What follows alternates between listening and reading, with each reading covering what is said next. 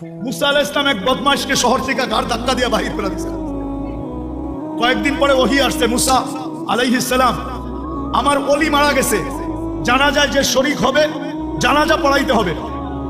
তো মুসা আলাইহিস সালাম বলতেছে, আল্লাহ একা জানাজা পড়াবো কি কইরা, একা কি কইরা? আল্লাহ চুষে চলে আসছে যে মুসা, আমার বন্ধুর জানাজায় যে শরীক হবে আমি তার গুনাহ মাফ করব, আমি তার গুনাহ।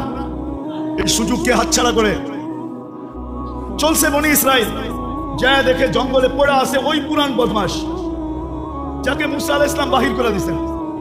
আর বনি ইসরাইল ছিল একটু গারতেরা জাতি, গারতেরা, গারতেরা বুঝেন, রগ একটা বেকা আর কি। তো মুসা আলাইহিস সালাম বলতেছে, মুসা জীবনভর বহুত খেলা তো দেখাইলা, এটা কি শেষ খেলা? বদমাইশ আবার ওলি হইল কবে? হ্যাঁ, আর মুসা আলাইহিস সালাম কাকে জিজ্ঞাসা করবে? উনি ওহির অপেক্ষায় আছে। একটু পরে আল্লাহ ওহি পাঠাইছে, মুসা আলাইহিস সালাম ছিল তো বদমাশ সত্য, কিন্তু ফালাম্মা করুবাল মউত, আরবি শব্দগুলা কিন্তু ভালো মতে শুনেন। ফালাম্মা করুবাল মউত, যখন মউত একবারে সন্নিকটে চলে আসছে, রাআ ইয়ামিনা ওয়া শিমালা, ডাইনে দেখছে বামে দেখছে, আমামা ওয়া আরাআ, সামনে দেখছে পিছে দেখছে, করিবা ওয়া বাঈদা, কাছে দেখছে দূরে দেখছে, ফালাম ইয়াজিদ আহাদ, কাউকে পায় না মনের কথা বলার জন্য। ফালাম্মা রাআল উফুক, আকাশের দিকে তাকায়া বলতেছে, ইয়া মান লা তাদুররুহু দুনুব, আল্লাহ গুনাহে যার ক্ষতি সাধিত হয় না, ওয়ালা তানকুসুহুল মাগফিরা, মাফ করলে যার ভান্ডারে কমে না, ফারা আমুতু ফরিদান ওয়াহিদা, দেখ আমি একা জঙ্গলে পড়া পড়তেছি, ওয়া আনতা কুলতা আনতাল গফুরুর রহিম, আর আপনি বলতেছেন আপনি গফুরুর রহিম, যদি মাফ না করলেন তো আমার লাভ হইল তো হইলটা কি? আপনার এই নাম দিয়ে আমার কি লাভ হলো? আল্লাহ বলতেছে, মুসা ইসআল বনি ইসরাইল মাযা উজিব, ও মুসা তুমি বনি ইসরাইলকে জিজ্ঞেস করো আলাইহিস সালাম আমি কি জবাব দিব। তো বনি ইসরাইল চিৎকার দিয়া বলতেছে, সাদাকতা ইয়া রাব্বা, রব আপনার সিদ্ধান্ত সঠিক। এই কথা বলার পরে আপনার জবাব তো এটাই আসে যে আমি মাফ করে দিলাম। আজকের রাত্র হলো ওই রাত্র, শুধু ঘোরাঘুরির রাত্র না। একটা কোনায় বসেন, নির্জনে একা একা বসো যুবক, তোমার যৌবন বড় দামি। আমি তোমাদের পায়ে হাত দিতেছি, আমি জানি তোমাদের যৌবন কত দামি, তোমরা আল্লাহর কাছে কত দামি হতে পারো আমি জানি। ওই সময় আমার হাতে নাই, নাহলে আমি তোমাকে একটা একটা দেখাইতে পারি যে তুমি আল্লাহর কাছে কত দামি হতে পারো। একটা শুধু দেখাই, একটা, তুমি অতটুক দামি হইতে পারো যে আল্লাহ তোমাকে দেখাবে আর ফেরেশতাদেরকে ডাইকা বলবে, ইন্নী উবাহি বিহিল মালাইকা, এই যুবককে নিয়ে আমি তোমাদের উপরে গর্ব করি, গৌরব করি। কে বলবে? কে বলবে? কে বলবে? কোন আল্লাহ? কোন আল্লাহ? আল্লাহর পরিচয় তো জানি না আমরা, আল্লাহর পরিচয় তো জানি না। ওই যে যাও, ওই এইখান দিয়ে বাহির হোক, আর এই পাশেই দেখো একটা নেম প্লেট লেখা আছে, প্রথমে নাম লেখা আছে, নিচে ডিজি লেখা আছে, ইসলামী ফাউন্ডেশন। ডিজি হইল তার পরিচয়, পদবী। আল্লাহ নিজের পরিচয় দিয়েছে আল্লাহ কে। আমরা তো শুধু বলি আল্লাহ আমাদের রব, বাস। আল্লাহ 99 পদ দিয়া নিজের পরিচয় দিয়েছে, নিজের। আল্লাহ বলে আমার আল্লাহ নাম, কিন্তু আমার পরিচয় জানো আমি কি পদের মালিক? আমি রহমান, আমি রহিম, আমি মালিক, আমি কুদ্দুস, আমি সালাম, আমি মুমিন, আমি মুহাইমিন, আমি আজিজ, আমি জব্বার, আমি মুতাকাব্বিরুল খালিকুল বারিউল মুসাব্বিরুল গফফারুল কাহ্হারুল ওয়াহাবুর রাসাকুল ফাত্তাহুল আলিমুল কাবিদুল বাসিতুল খাফিদুল রাফিউল মুইসুল মুদিল্লুস সামিউল বাসিরুল হাকামুল আদলুল লতীফুল খাবীরুল হালিমুল আযীমুল গফুরুশ শাকুরুল আলিকুল কবীরুল হাফিজুল মুকিতুল হাসিবুল জলিলুল করিমুল রাকিবুল মুজিবুল ওয়াসি আল হাকিমুল ওয়াদুদুল মজিদুল বাঈসুশ শাহীদুল হকুল ওয়াকিলুল কবিকুল মতিনুল ওয়ালিকুল হামিদুল মুসি আল মুবদি আল মুঈদ আল মুহয়ি আল মুমীত আল হাইয়্যু আল কাইয়্যুম আল ওয়াজিদ আল মাজিদ আল ওয়াহিদ আল আহাদ আল সামাদ আল কাদির আল মুকতাদির আল মুকদ্দাম আল মুআখ্খার আল আউয়াল ওয়াল আখির আল যাহির ওয়াল বাতিন আল ওয়ালি আল মুতাওয়ালি আল বাররুত তাওয়াব আল মুনতাকিম আল আফু আর রাউফ মালিক আল মুলক যাল জালালি ওয়াল ইকরাম আল মুকসিত ওয়াল জামি ওয়াল গনি ওয়াল মুগনি আল মানি আল দার আল নাফি আল নূর আল হাদি আল বদি ওয়াল বাকি আল ওয়ারিস ওয়াল রশিদ আল সাবুর জাল্লে জালালু। আমি 99 পদের মালিক আল্লাহ, আর তোমাকে নিয়ে করি আমি গৌরব। হায় হায় হায় হায়, সামান্য পদস্থ মানুষের নৈকট্য পাইলে, সামান্য পদস্থ মানুষের নৈকট্য পাইলে মাটি দিয়ে হাঁটতে চায় না।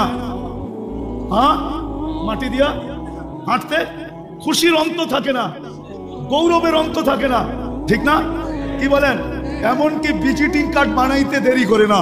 ও যুবক, তুমি আল্লাহর কাছে গৌরবময় হবে। দেখেন, শাহজালাল রহমতুল্লাহ আলাইহির কাছে কিন্তু কিছুই ছিল না, শুধু একটা জায়নামাজ ছিল। কি ছিল? কোনো তীর ছিল না, তলোয়ার ছিল না, ডাল ছিল না, সরকি ছিল না, কোনো বোম ছিল না, টম ছিল না। কিন্তু উনি সিলেট বিজয় করছেন না করেন না? কি দিয়া? শুধু জায়নামাজ। শুধু জায়নামাজটাই হইল আত্মশুদ্ধির রং আর কালারের বিস্ফোরক। বিস্ফোরক ছিল এটা। এটা জায়নামাজ ছিল না, এটা বিস্ফোরক ছিল, বিস্ফোরণ ছিল।